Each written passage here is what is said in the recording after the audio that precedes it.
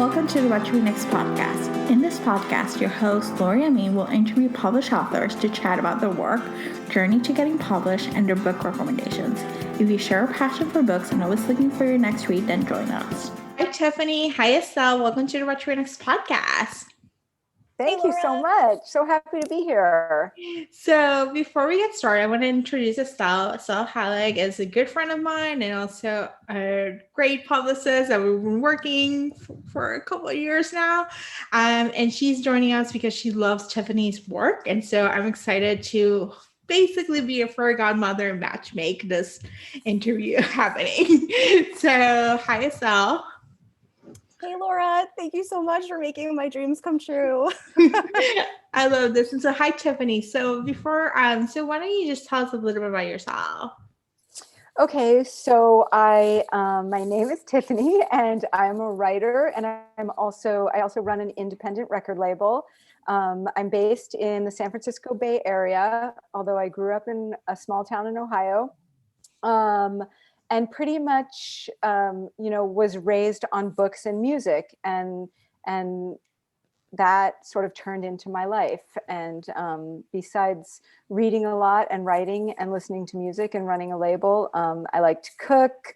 I like to hang out with my dogs. I have 2 giant Irish wolfhounds. And I like to hike in the redwood trees, much like the characters in Sorrow. Oh, I love that. Life imitating art, Always. So what inspired you to start writing? And then was it you were hoping to be published, or were you just writing for fun once you were starting to write your first book? Because I know that you were a screenwriter as well. Yes. Well, it's funny because I grew up wanting to be a writer, but I sort of had this idea that you had to be this genius Hemingway sort of person to be a writer. But then when I graduated from college, my first job out of college was a script reader for a production company in LA. I had gone to school in Berkeley and I moved to LA after I graduated. And I got this job reading scripts, and I probably read 5 to 10 scripts a day, and most of them were so bad that I thought to myself, if these terrible scripts are getting themselves to my desk, then I can do this. And that's when I started writing a screenplay. And to be honest, I started the screenplay because I was madly in love with someone who would not date me. And I stalked him for 4 years and decided that I was going to write I was going to write a movie about him, and I was going to get it made. And then someday he was going to see it and realize I was the one that got away. And that is why I started writing. Oh my God. I love that. Did anything ever happen with him? He is my husband. Oh my God. I love that. That is the best, kind of meet cute story I've ever heard. Yes. Well, the funny thing is that I wrote the film and I ended up getting it made. It was really like a lot of luck, where I just sent it to an independent production company that really loved the script, and they ended up making the film. And right after we finished filming and we were in the middle of the editing process, I got an email from my future husband, because we had been friends in school and I'd asked him out all the time, but at the time he had a girlfriend and he wouldn't pay any attention to me. And so I got this email from him saying, my girlfriend and I just broke up, and, how are you and whatever. And so I was like, we have to finally go out on a date. And so he was going to grad school in Boulder at the time, and I flew to Boulder and we went on this 3-day long date and became, a couple, and were madly in love. And then a couple months later, he said, so you allegedly made this movie. When do I get to see it? And then I was panicked, oh my gosh. Okay. So I sat him down in the editing room and I was like, I'm going to show you the movie, but there's something I should tell you first about it. And he was like, what? And I was like, it's kind of about you. So, but it didn't scare him away. So here we still are 25 years later. That's a really good sign. That's funny. That's a great story. I love it. Yeah. I feel like that is the start of something too. I know everyone says that I should definitely work that into a book at some point. I'm sure it will happen. I love it. So going from the screenplay to God-Shaped Hole, was that related, or were you just?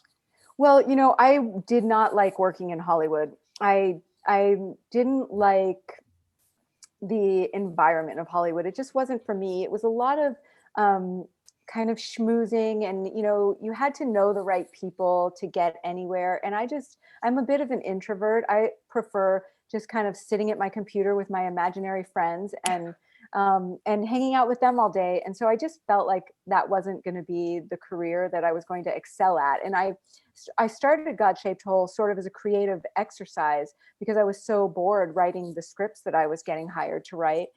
And then I took a writing workshop at NYU around the same time. And the instructor of that class was one of my favorite authors. And basically he said, "You're the best writer in this class and you should be writing novels. If you hate writing screenplays, write novels." And from that moment on, he gave me the courage to really do it. And so I feel like I owe him a lot, because I'm not sure that I would have thought I was capable of it had he not like positively reacted to what was essentially the first 60 pages of God-Shaped Hole. I love that so much. I took a lot of writing courses as well, and I remember having that feeling when someone really saw you. Yeah, and someone that you admire and whose writing really moves you, like he just was somebody that was a huge influence on my work. And for him to like sort of see me and really acknowledge that I could do that meant everything. Who was it? Tim O'Brien. Oh, Tim O'Brien. Yeah, The Things We Carried. The Things They Carried, which is one of my all-time favorite books. We studied that quite a bit. I went to school out in Long Island at first, and they have the Southampton Writers like conference or something, and they were always talking about Tim O'Brien. So that's really funny. Yeah, he was just really special. I love that. So did you send it out to a lot of places? Like, what was the process like to actually get someone to acquire it? Well, at the time, I only had a Hollywood agent. So I had to basically break up with him and then search for a literary agent. And that was much harder than actually getting the book published. I mean, I queried, and this was back in 2000, where you couldn't just reach everybody by email back then. And so I sent out probably 100 query letters to various agents that I thought might like the book based on who else they represented. And out of those 100 query letters, 2 agents said, "Send me the first 30 pages." And out of those 2 agents, one became my agent and has been my agent ever since. And so that was a long process trying to find an agent. And once I did, he started sending it out. And the funny thing is that when he started getting rejection letters, he kept sending them to me. And after about 5 of them, I was like, why? I mean, I just assumed like no one's ever going to publish this book. And I said, "Why do you keep sending me these rejection letters? I don't really want to see them." And he's just like, "Because the day I send you the one where somebody wants to buy it, it's going to mean all that much more." And it certainly did. So I love that so much. Well, maybe I should do my little fangirl thing here is, I picked up your book pretty soon after it was released. I was in high school. I went to our very cool Barnes and Noble that we all used to hang out. The good old days. Yeah. And a place where I had a very romantic moment a few years later. Nice. Not with my husband, but that's okay. And I saw your book on like a new fiction, new writers table. And I picked it up and I totally fell in love with it. And I remember when I was finishing it, I had to go to the dentist or something. And I'm like in my bedroom. I'm like, oh my God, what's going to happen at the end of this book? And I was like, devastated, crying, like as one does when they fall in love with a book, also knowing that I would have to say goodbye to it because I didn't want to. And it was a book that I just like passed around to so many of my classmates in my math class. Particularly, I was not a math person. And like 2 girls, especially, who I unfortunately don't talk to anymore, Karina and Cindy, they loved your book too. Oh, hi, Karina and Cindy. And then somehow my sister, who is 5 years younger than me, also picked up your book. And she was like very much freaking out about this interview. She was the one who bought me the copy of Sorrow. Oh, It's like, she's not much of a reader. I mean, I know it's a little bit different when there's someone like me and probably Laura, who's like reading like 100 books a year. My sister probably maybe reads like 5. wow. And your book sticks with her all of these years later, as it does with me. So, Oh, I love and that. thinking, you know, like sometimes when you're like, I don't know, maybe I've just been doing this more because we're like in quarantine all of the time, but thinking like those little small things that kind of got you where you were and you didn't know. And I'm like, I was kind of like a publicist back then. And I was like, and the feeling of giving someone a book and knowing that it affected them was something that I loved and was obsessed, and that was an addictive feeling. And now that's something that I do for my job. So, Wow, I love that. and yeah, I mean, and so to talk to you, of course, is like super special. And actually, this year I got an award for work, and one I had to fill out this interview, and I'm so mad that they, when they wrote up the piece, they took out the part about me talking about your book, because one of Oh, the questions was like, what book means the most to you? And it's always God-shaped hole for me, because I think of like that moment when I discovered it, how special that was, and then also as I continue to fangirl, one thing you did in the back of the book was put an email. And for some reason, someone, I don't do this really. um, I emailed you and you emailed me back, and we had an exchange like right around the time I was like looking into colleges and trying to figure out what I was doing. And you were so kind and so wonderful. And I'm getting like really, oh, I love that. so I I love that, like, I'm a little bit a part of that feeling for other people now, because I know how much it means to me, and I can only imagine what it feels for you. I've like, because I talk about your book so much, other people will say like, oh my God, I read God Shaped Hole too, and I loved it. And so I'm like finding new fans, but they're people who are my age who I'm sure discovered it very early on too. So I'm just curious about that for you, because the landscape has changed. Publishing has changed so much. How we connect with authors and people we love, and how we share books have changed. So curious about all of that. And that was a really long question.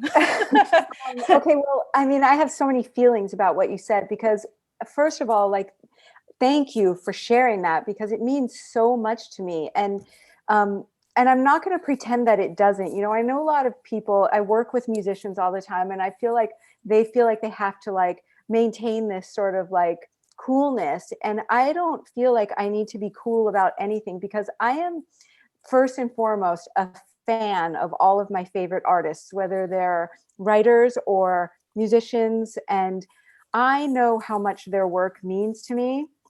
I know how my favorite bands and my favorite writers have literally changed my life and shaped who I've become. And that is not an exaggeration. Like, I would be a different person if it wasn't for certain bands and certain songs and certain books.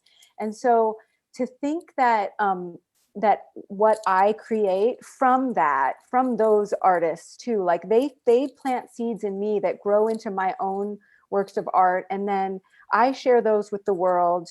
And it's a vulnerable thing to do, you know, of sharing any kind of art. And so for somebody to know that it means that much to someone, and then that it has that ripple effect, like for you, the reader, that's sharing it with other people, that are hopefully sharing it with other people and being touched by it, or learning something about themselves from it, or about other people from it. I mean, that is the definition of art to me, you know. Yeah. And what October and Joe, I feel like, talk a lot about. I mean, it's a great segue into that story, because I think that they recognize the power of art, and to sort of lift us out of our sorrow, you know.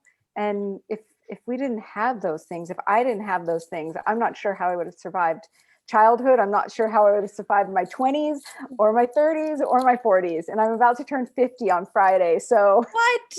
I know, it's very daunting. That's a lie. But I think you're right. And when I was reading Sorrow, I felt like if there was any book to read this year, this was one of them, just because of all of the nature, like connecting to nature, connecting to art, but also having these blocks. I've like And personally, fear. yes. And losing people and thinking about people, reconnecting with people, I think was something I thought about too. I think like you'll come out of it with one of like being able to maybe move forward in one of those directions. Like, let's fix the creative block. Like, maybe let's reach out to that friend that I haven't talked to in a while. And I do feel like there's something really healing about the book, especially I when love that. we're all by ourselves, essentially. Yeah. And I feel like writing it was really healing for me in that sense too, because I've had experiences in my life with people um, who are really bogged down by fear and can't show up for the people in their life that they care about. And one of the interesting things in being Joe for the 2 years that I wrote this book, and when I say that, I mean, I had to step into his shoes and see the world the way he sees the world. And I learned so much about humanity by being him, because standing on the outside looking at somebody like that, it's easy to be so hurt by their behavior. But when you can step into their shoes and see why they're acting like that, and the fear that holds them back, and the trauma from their childhoods, and it just taught me a lot about compassion and looking at people with a different kind of compassion. Can you give a little bit, like, what's your quick elevator pitch for Sorrow? Because I want to dive in more, but I want people to know. Yeah, I mean, I feel like I'm terrible at this, but what I usually say is that it's a book about art and love and friendship, and about finding the courage to be who we're meant to be, um, and following our heart in a way that allows us to find the things in our life that nourishes our soul. And how important that is, I mean, it sounds heavy, but I think that those are things that, and again, like I was saying, I grew up in a small town in Ohio, and it was like the kind of place where a lot of people had a lot of big dreams, but they never went after them, and they're miserable, and it was heartbreaking. And I've worked with musicians who are the same way, who just have so much talent, but just can't get out of their own way. And it bums me out so much. And I think I just wanted to explore that. And that's where this story came from. One thing I was curious is that you chose to tell from Joe's point of view. Did you ever think about maybe making it a dual POV with October, or did you start maybe with writing October's? I did, actually. I started writing it from her point of view. And because the original sort of scene that came to me, that was the beginning of the writing of this book, and I'm sure if you've read any of the press stuff, you know that it was inspired by a song by The National, called Pink Rabbits. And there's this line in the song where he says, "Somebody said you disappeared in a crowd. I didn't understand then. I don't understand now."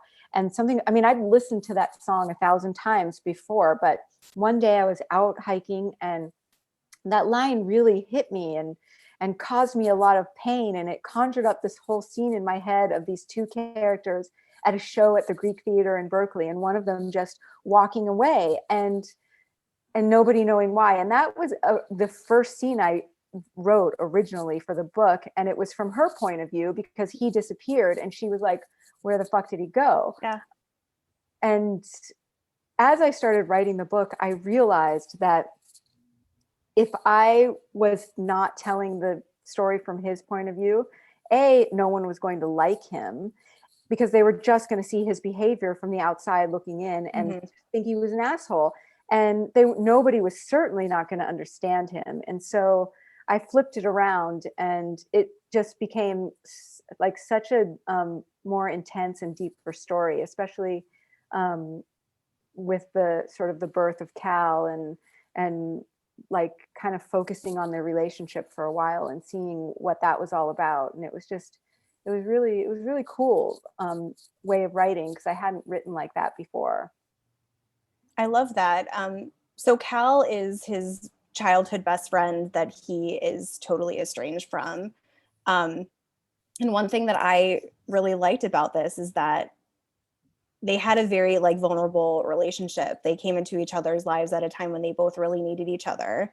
Mm-hmm. They both had dreams, but Cal went off and found his, and Joe stayed back. And I thought that I loved how it didn't feel macho. I think that's really important to show, because I think a lot of times of course, I mean, friendship is like the number one most important thing in my life that I think about all of the time, and how I can be a better friend. But I think as women, we talk about that a lot more often than talking about men's like friendships, although, the bromance, but even this just felt like it went kind of beyond that. Yeah. And so I'm interested in your best friendship advice, and also if anything in your life sort of inspired their back and forth. Well, I feel like their friendship really, well, first of all, it was a little bit inspired by a couple of musicians that I've worked with in the past. But also I was curious about men and boys friendship, and I kind of wanted to explore that because, like you said, women are so different when they're friends, or so we think, like we are we just like we bond hard, and we share so much of ourselves with our female friends. And I was very curious about whether or not men do that. And one of the things I found out in just asking around to men and talking about their friendships was that men who had formed friendships at a younger age that sort of grew, sort of had that experience too, where they bonded pretty hard and shared experiences like that, and kind of just grew up into this sort of brotherhood. But like, for instance, my husband, who, when he was growing up, his dad moved around every 3 years. They moved to the family every 3 years. So he doesn't have, like, I have friends that I knew in kindergarten because I grew up in the same town, and he doesn't have any like good friendships prior to college. And even now, his friends are like people that he goes biking with, or their coworkers that, he's forced to hang out with all the time. But he doesn't have the same kind of bonds that I have with my friends. So I was really interested in exploring that. And I really did find that for me, Joe and Cal, I think also Cal was alone, and we don't really see that side of him in the book because we are looking at it from Joe's point of view. And, from Joe's point of view, Cal is this super confident and just like, go-getter. And he is that. But I think that we learn as the book goes on that Cal was also, lonely and needed Joe as much as Joe needed him, which is something that I think isn't quite obvious. But I also think that because Joe lost a brother, he really clung to that friendship as his family, and vice versa. And so, just watching them, their friendship grow was like some of the most meaningful scenes in the book to me are scenes between the two of them. It felt like their love story. I know it does a little bit. It Yeah. really is. Like, so that's why I always say it's like when people call this like a love story, I'm like, but it's also a story about deep friendship that really like changes people. It's funny you say that, because I do find that your books in particular are hard to kind of put into a box. I wouldn't call them romance. No, they're definitely not genre romance. Can't get any of my romance people yelling at me. So I guess it's many things, but how do you classify your own work? I mean, I usually just say general fiction because I hate the idea. I mean, some people do classify me as romance, and I kind of like, I try not to get annoyed by that, but my defense of that is that, and it's no knock to romance, but to me, romance is fantasy. Romance is get me out of my mundane life and show me something that's unreal or unrealistic. And I feel like I strive to create really human characters. Like I want to know what it's like to be a human and how to be the best human. And just, I feel like that's what we're doing every day in our lives anyway, is like, how do we be human, Right. and that's what I write about. So I feel like it's so misleading for people to be like, oh, she writes romance. Cause I'm like, if you want the fantasy, you're not going to get that here. Yeah, it's true. When I talked about your book on my job's Insta stories a few weeks ago, and I'm like, it's hard because you also don't like want to give anything away, but it does feel like your books are more about like the personal journey. And yes, if Yeah. there is another person who is along for the ride, that's great. But and also about, they're all about art. I was just like, my poor husband, sitting in the car listening to me babble on, but I'm like, every single one of her books is about like struggling with your creative side, dealing with like these outside forces, like wondering if you're going to sell out, losing the things that you love, or just being scared of, the art that you love so much. And it's just, I think it feels to me when I'm reading it, like very instinctual, like for you as a writer to put that in, but I'm wondering if you like have to really work it in there or think about it. No, you just like, I feel like this is like a therapy session, and you really just like taught me something about what I'm doing here. And like, yeah, wow, I do write about that all the time. And I mean, you kind of just summed up my whole life, like art and,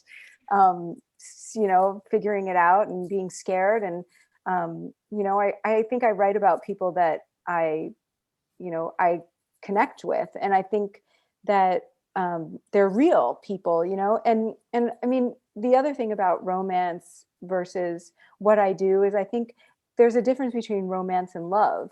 And I Mhm. think that I definitely write about love. I care very much about love. I think love is the most important thing on the planet that we as humans can do. And I'm so curious about it. And I have so many questions about what it all means and how we can be the best people we can be in our in our connections with others. And so I definitely, would throw that onto the flag of like, yes, I write love stories for sure, because every story is a love story. It's true. It's totally true.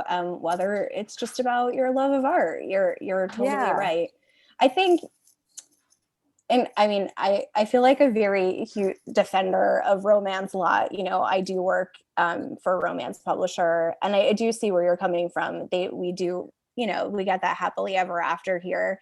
But the way that you write your characters, it just feels like they're really meant for each other. And it's like, I feel like it maybe in your first book, there was like this soul connection. Is that a line? I don't know. I just strangely reread God Shaped Hole a few weeks ago, and I did not even know this was going to happen. So look at that. Wow. But it feels like that. Like I can always count on that when you introduce me to two characters, but it also feels like that is a really tough thing to achieve. I mean, I'm reading romance reviews all of the time, and the number one thing is like, do they have chemistry? Are they actually meant for each other? Some people don't always agree about that, Yeah. I mean, I believe in that. I think that's why I write about it a lot, is because anytime, I mean, not even just with lovers, but with friends, like it's always been the kind of thing where, like, one of my best friends, I remember the first time I met her, and we had like we were both at a dinner party for like we had a mutual friend that was having a birthday party, and she was sitting across from me, and both of us were like, we weren't drinking and we weren't eating half of the food on the table, but we had to contribute to the check. And like we were both kind of like I was sitting there thinking like, why do I have to pay all this money? I didn't even drink any of those pitchers of sangria. And like I looked up at her and we made eye contact, and in those 2 seconds I was like, we're going to be friends forever. I just knew it. And that was 20 years ago.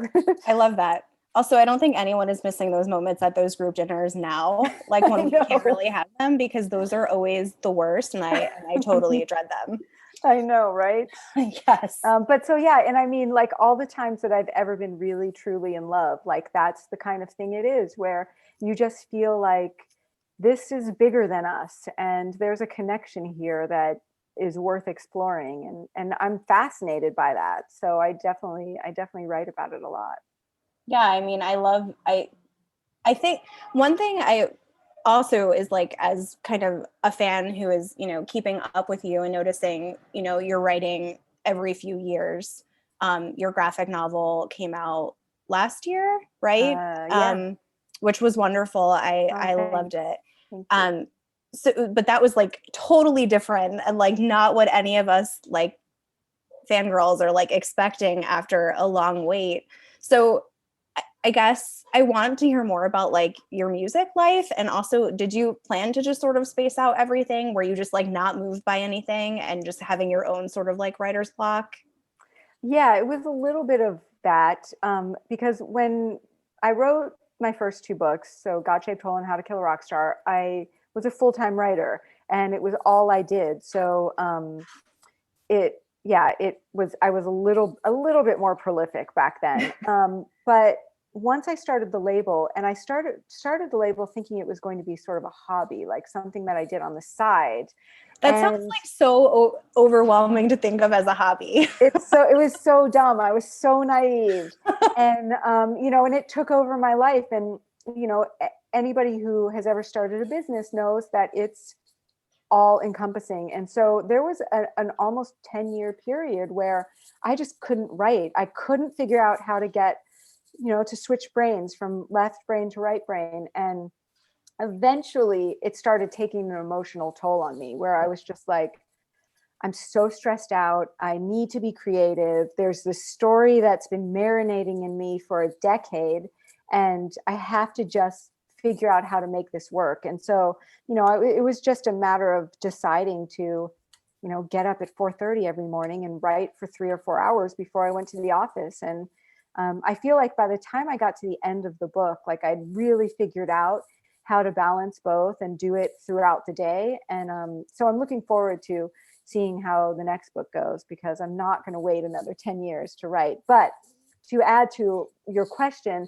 I do also think that for better or for worse, and probably for worse, I am the kind of writer that can't just sit down and write. Like there has to be something inside of me that's either upsetting me or exciting me, or that I'm questioning really intensely, that just needs to get out. And I wish that it wasn't like that for me, but it is what it is, And but the good news is there's something stirring now, so I'm getting ready to start something new, which I'm excited about. I'm so glad to hear that. I was wondering, I mean, I kind of talked about this a little bit, like, things have changed since your last two books came out. The graphic novel is a totally different story, but like deciding to go with a smaller, like Source Books is a small publisher, but your current publisher is smaller. What kind of went into that sort of decision for you? I mean, that was honestly just a decision based on who was most excited about the book. I mean, when my agent was shopping it around, for some reason, Source Books didn't want to put it out. Mm-hmm. And so we had to look around, and the guys at Woodhull were just, they really got the story, and like any of the bigger publishers didn't like the title. And, they just had a lot of issues. Like one of them wanted me to make Joe like 10 years younger. And I was like, he's going to be too young to know any of this stuff or be aware. Right. Because he's 31, I think, in the book. Yeah, right? Like he's in his early 30s when it starts. So there were just, it was just, and Woodhull was so great because they just seemed to really understand the story as I wrote it. And so, yeah, I just went with them. And the other thing that I loved about working with them is how much they let me have a say in the cover, because I felt really strongly that this cover had to be masculine, and it had to be, it had to encompass the story in a really beautiful way. And I just think that we ended up capturing that so well, and I just love it so much. It's funny, when I was reading the book this weekend, we went to a state park, and it just was, it is the perfect cover for the book. I think it just felt like the colors and everything. It just felt, yes, it's definitely perfect for kind of the mood. Yeah, and perfect for fall too. Like right now, it just seems so appropriate. Where are you located, by the way? I'm in Queens. Oh, cool. Yeah.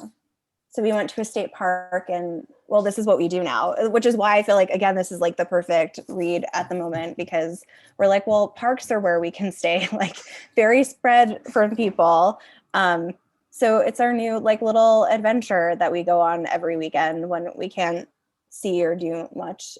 Yeah, same. I mean, I don't know what I would do if I didn't have the trails around where I live for the last 9 months, because we've been sheltering in place since March and have barely left a 15-mile radius of our house since then. So thank God for nature. I agree. I mean, we've tried to find as much nature in the city as possible. We take like 2 walks a day, but now it's getting darker. Like it's darker and colder. It looks like it's 10 o'clock outside. So I'm grateful that we have a place with beautiful trees. And then also like able to get out and go to a park. And I'm just like not sure what's going to happen in the winter, but maybe that will be my own, I don't know, force to like actually get into creative things again. Because I think reading this book, I was just like, oh man, I love my job so much. Part of my job is being creative. And so that does take, I don't want to say it sucks something, but I mean, it is hard and exhausting. And I think I don't take enough time for my own creativity. And I mean, I'm not saying that I have all the answers now. Right. I don't at all, but I know that I need to be better about that for myself. And I think that is just better for my own mental health. So reading the book was just like a reminder, like, Estelle, what are you doing? You haven't written a word in like 2 years. What's wrong with you? Right. Yeah. So I appreciate that. Yay. I'm glad I could help that. What is your number one piece of advice for writer's block? I mean, what I do when I feel like I have writer's block is I turn around and I pick a book off my shelf, like one of my favorite books, and I read a page and I just close my eyes and see what it stirs up. And then I just start writing. That is how I deal with writer's block on a daily basis. But, when it's something where you just have to get to the computer or get to the typewriter or get to the notebook, I think it's really just a matter of discipline. I just feel like we come up with so many excuses. Yes. And this is one of the reasons why I don't like to write from home, because between dogs and the internet and all that kind of stuff, like I wrote most of Sorrow in a coffee shop in Mill Valley, the same coffee shop that is in the book, because they don't have an internet connection and there were no distractions, so yeah, I think it's just a matter of doing it. We all just need to sit down and do it. Yes, but I will also say I remember when we decided like we have to close our office and everyone's going to be working from home for a while, which we thought would be like 4 weeks, maybe, I know we all were later. We get back in June. Yeah.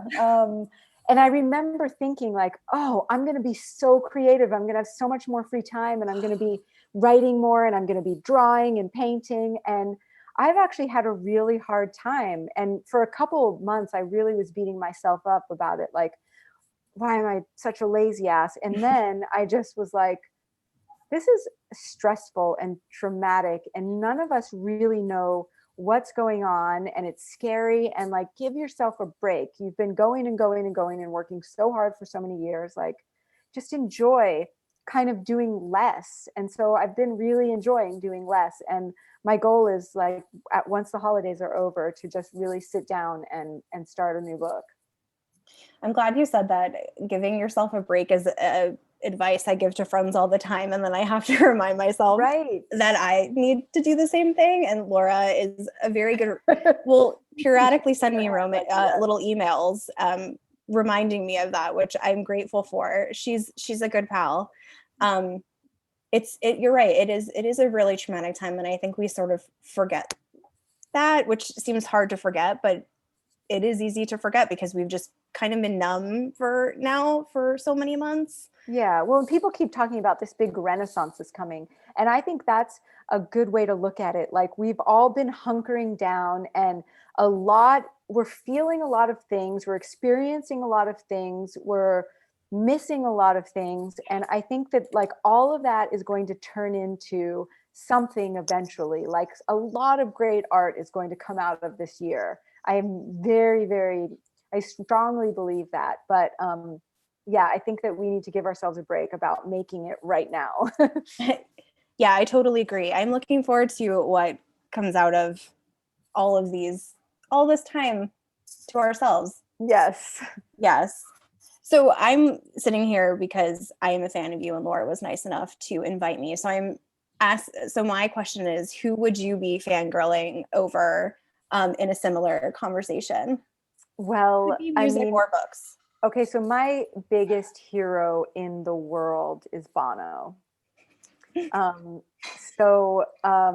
I were to get a chance to chat with him about his work, that would I would be able to just die. Because U2 has been my favorite band since I was 11. And like I said, I'm about to turn 50. So that is many, many years of teaching me about life and love and so many other things that I just wish I could thank him for and talk to him about. I also, because this book was so inspired by The National, to be able to talk with Matt from The National would be really cool. As far as writers go, who would I really love to talk to as a writer? That one I have to think about. There's so many, but most of them are dead. Most of my favorite writers. I was thinking about this morning because I was like talking to Tiffany, talking to Anna Martin, the Babysitters Club, and then like talking to Judy Blume would probably be like my top 3. So I've been having some really funny conversations about Judy Blume lately. Oh, really? In what way? Well, because my friend and I were talking recently. I don't know. Is this like a PG rated podcast, or can I? We can swear. We could get a little dirty. Yeah. Because my friend and I were talking about how Forever, Judy Blume's Forever, was like the first book that we ever read that was super sexy. And I remember reading it, and like there's a scene in it where the main character is giving a blowjob to her boyfriend. And I remember being like I was in 7th grade or something when I read this book, and just like, people do that? Like, what? No, I'm never going to do that. That is never, no, I'm never going to put a dick in my mouth. And then like cut to 8 years later or whatever. And like, you know, my first boyfriend, and I see his dick, and I'm like, oh, I definitely want to put that in my mouth. Real weird.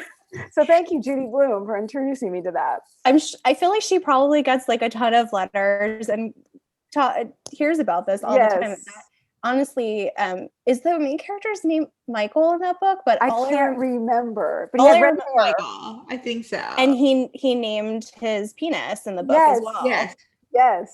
So I kind of want to go back and read that book and see if it's as sexy as I thought it was back then. She wrote Summer Sisters, which is like another one of my ultimate favorite books. I still have exactly the same copy I bought in high school, right near your book. I love that. And that was also pretty scandalous. I can't believe I read that. I think it might have come out before God-Shaped Hole, but I just reread that recently too, and I was just like, whoa, I have so many thoughts. Although it's supposed to be a Hulu series, but I don't know, I guess, what's going to happen now with the pandemic and how much that's going to delay. So interested, because there's a lot of interesting scenes in that book as well. What book is that? Summer Sisters. I don't think I ever read that one. It's like about two girls who meet when they're young in school. They're both like complete opposites. The one's family sort of adopts the other for the summer, and it's they grow up together, but a lot of intense things happen. So it's like falling in love the first time. What happens with their friendship when one of them goes off to college and the other one decides not to. It's a really intense book, but it's still one of my favorites, and it still holds up after all this time, which I mean, Judy Blume. So Yes. I think you should like reread forever and then just like keep updates on social media for everybody. That's such a good idea. Yeah. I'm gonna try and find my old copy. I feel like I might still have mine. I like that book. I like got different covers and everything, which is also sort of like deceiving, I guess. Yes. Yes. I Taking think me back. You're taking me back. I know. I love Judy. She's just the best. And now she owns a bookstore, so she's just even She more does? of yeah, in Key West. Oh, I love that. Oh, I love it. Yeah. She's in the same place as my Kevin. It's like all of these like old school YA authors. Yeah, it's like there. It's like another dream just to actually publish a book and then own a bookstore, which would be two of mine. So yes, maybe someday. So maybe the last thing, because I feel like we kind of thrown into your previous books, which I love so much. Do you still think about God-Shaped Hole and How to Kill a Rock Star? Because I think about them very often. And one thing that was nice and that I did send you a message about over the weekend is that there were little like Easter eggs in Sorrow, which I appreciated so much. And I was just like gasping on the couch. And again, my husband's like, "Are you okay?" And I love that so much. And I, as a fan, I appreciate that because those books came out a really long time ago. But I also love that people keep discovering them. And I just wonder if you like have any like fun stories or fan stories about either of those two books that you wanted to share. I'm trying to think. Well, I mean, one thing I'll say about God-Shaped Hole, it's funny. I hadn't read that book in many, many years. And then a couple of years ago, I think it was 2017, Sourcebooks decided to do a 15-year anniversary version of it. And so they asked me to reread it and just like see if there was anything I wanted to change or edit or just check for any kind of typos or anything. And it really moved me. You know, I felt like it had been so long that I felt like I was reading it as a reader, not as the person who wrote it. And that was so fun for me. And I've been thinking about doing that with How to Kill a Rock Star because I haven't read that either since it came out. And that would be fun. But as far as any good stories, you know, I think it's just people who discover the books and then they relate to them. And that always, I don't know, it was hard I forget that people read my books. I think it's a funny thing. And when I was, I guess I would say it was about 6 years ago. Do you know Colleen Hoover and Taryn Fisher? So they emailed me out of the blue. I had never heard of them. I didn't know them. And I get an email from one of them, like maybe 6 or 7 years ago. "Hi, you don't know us, but there's this book conference going on in San Francisco right now. And we're huge fans of your work.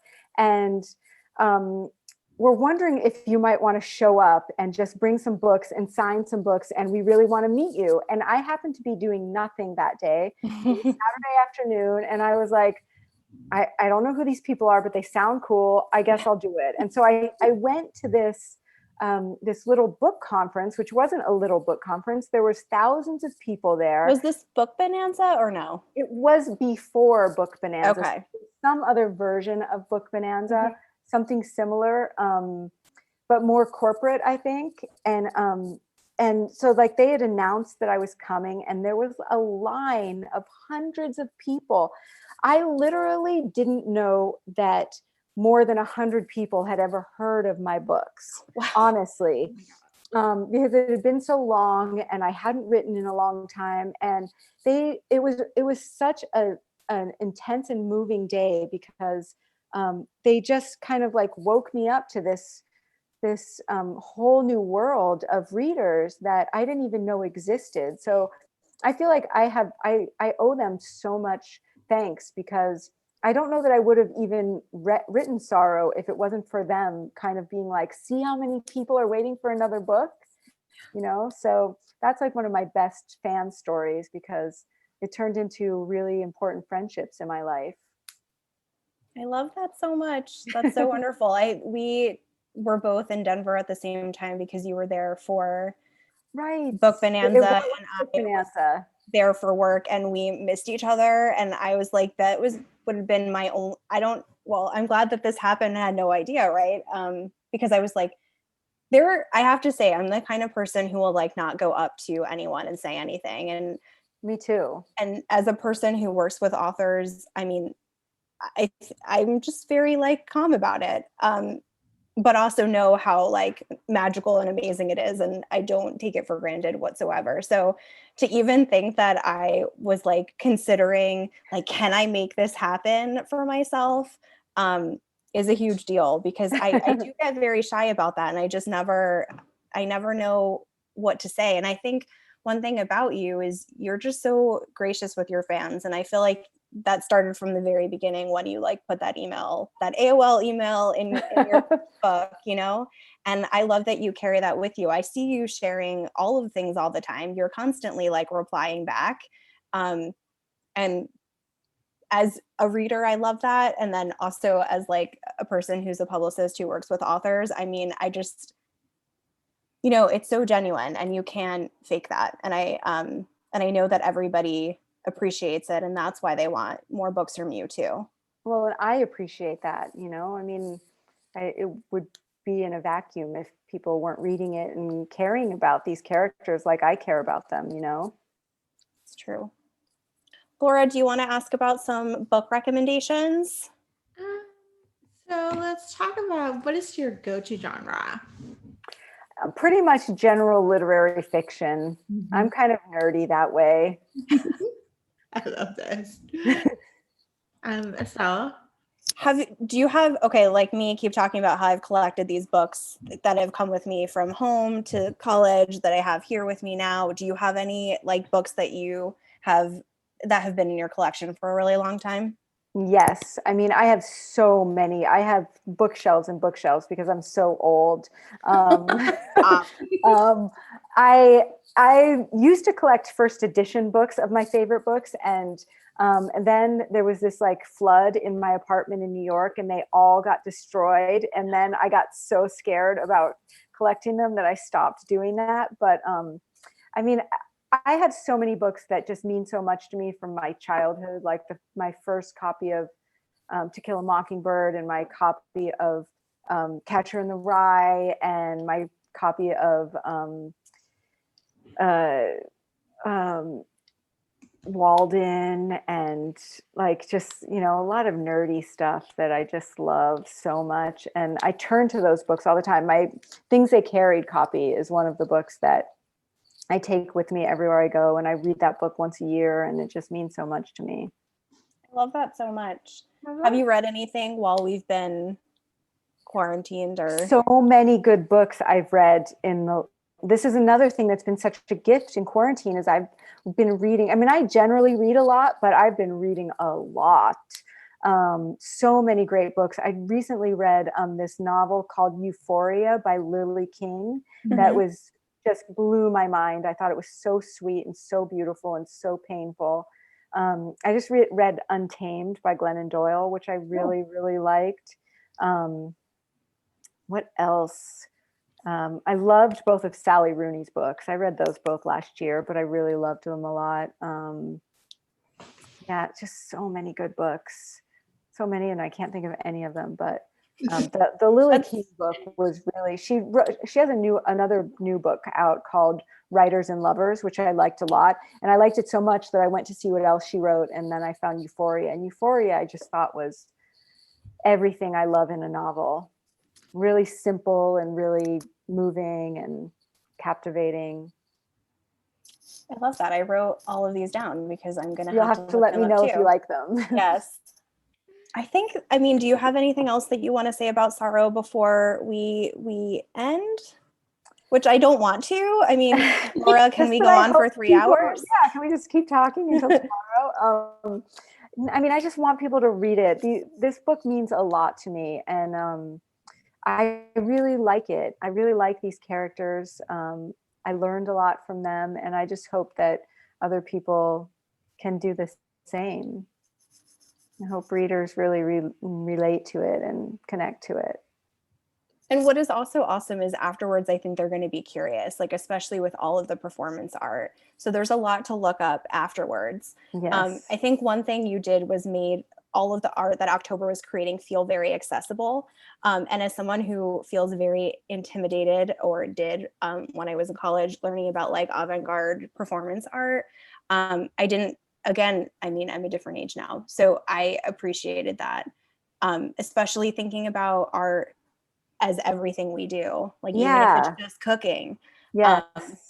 It's totally true. There's a presentation. You're putting a part of yourself. Everything we put a part of ourselves in is art. Yeah. And that I think is something that really is helpful this time of, in this time of COVID too, because we don't get a chance to go out and do much. So, I was just like, today I was telling my husband, like, I need to set the Thanksgiving table, and for our Thanksgiving dinner is going to be the two of us and our neighbors who have also been quarantining. None of our families live near us, and so we're just going to have five people including us. So it's a really small dinner, and I was just like, I need to decorate the table, and like it's just like something exciting to look forward to, of like a little creative endeavor that will feel like, I don't know, like some sort of self-expression that fuels the next one.